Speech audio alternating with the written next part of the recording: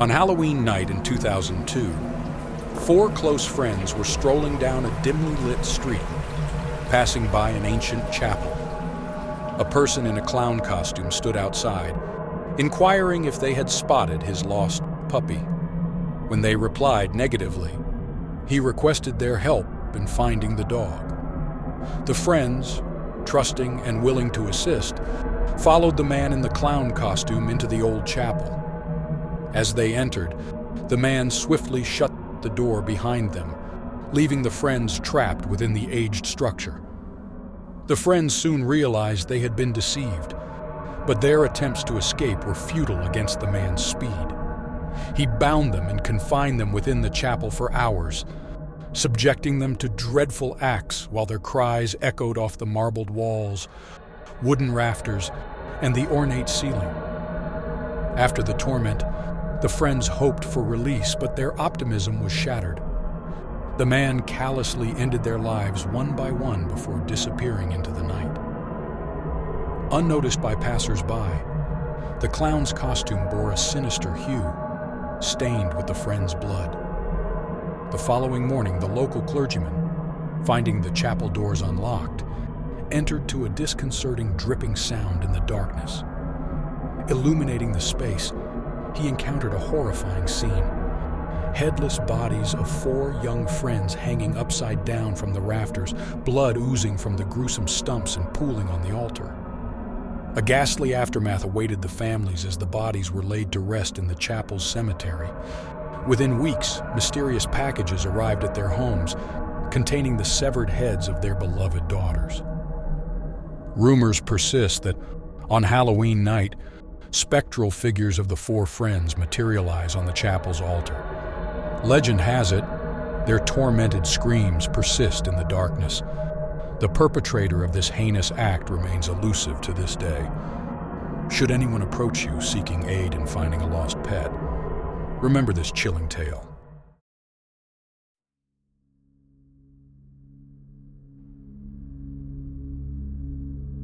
As soon as I entered this old apartment in the village, I was overcome by a strange feeling of anxiety. It was my late grandmother's apartment, which I inherited. The first thing that caught your eye was the dilapidated walls and shabby parquet flooring. But what can you expect from an apartment in which no one has lived for a long time? The first thing I decided to do was clean the windows. The downstairs neighbor, old lady Lydia Petrovna, saw me and invited me for a cup of tea. While brewing black tea, she said, "You know, Olga, strange things happen in this apartment, especially on a night like today. I thought you should know this." I have to admit, her words scared me a little, but I decided to be skeptical. After all, old people often believe in various superstitions. Impressed by the conversation, I returned to the apartment and began cleaning. In the evening, pondering Lydia Petrovna's words, I decided to throw a small Halloween party for my friends. When we were preparing for the celebration, I found a small notebook behind the old sofa. This book, at first glance, belonged to someone before us and was full of strange symbols and drawings. Halloween night started out fun. We laughed, told scary stories, and played games. But closer to midnight, the atmosphere changed. The lights in the apartment began to flicker. A strange whisper was heard in the corridor, and inexplicable shadows appeared on the walls. My friend Masha, who has always been interested in the occult, remembered the notebook I found. Having opened it, we realized that this was the diary of the previous tenant, who was fond of black magic. With its help, he tried to establish a connection with the other world. Guided by intuition and the desire to stop the ongoing chaos, we decided to complete the ritual that the previous tenant had started. Following the directions from the diary, we placed candles in the corners of the room and cast a spell. What happened next is difficult to describe in words. A whirlwind formed in the apartment. The walls seemed to come to life, and all this was accompanied by loud screams. But when it was all over, the strange phenomena disappeared. The next day, I realized that this apartment was not just an old Khrushchev building, but also a place with a rich history. Deciding to leave the diary as a memory of that terrible night, I told my neighbors about the danger of this apartment on Halloween. But every year, celebrating this day, I feel a special presence and thank my fate for the fact that we were able to resist the dark forces.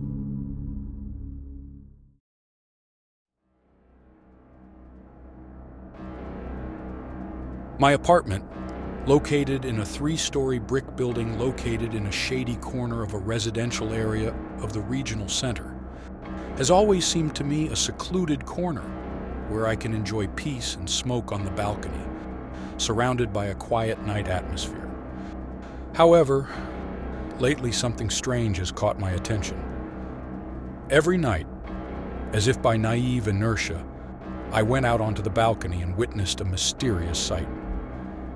An old woman appeared on the playground, flickering in the moonlight, dragging behind her a baby carriage tied to a string.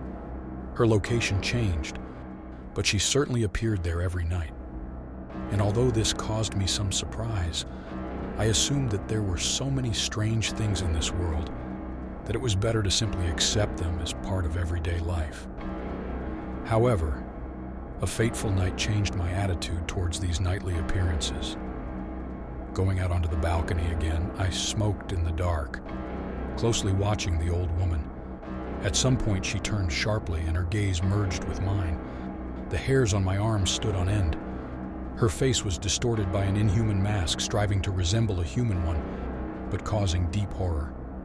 I immediately ran into the room, slammed the balcony door, and turned on the TV, trying to distract myself from this mystical spectacle. A couple of minutes later, as if in response to my desire to forget about what was happening, the apartment door began to ring. Without waiting for me to approach, the mysterious visitor began knocking with extraordinary force. Animal horror gripped me. Someone is trying to break into my home at 3 o'clock in the morning, breaking down the iron door. Grabbing the bat, I prepared to defend myself, went to the door and shouted loudly that I had called the police. But my screams seemed to be in vain. The knocking continued for several more painful minutes, and then suddenly stopped. Deciding that the worst was over, I decided to go to bed, leaving the bat next to me. But then something else started. Stones began to fly into my window.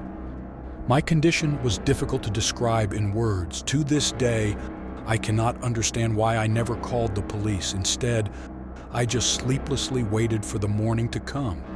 And although similar events have not happened again, now nothing will force me to go out onto the balcony in the dark. Sometimes, it even seems to me that that strange old woman with a stroller continues to wander around the playground, absorbed in the incomprehensible mysteries of the night.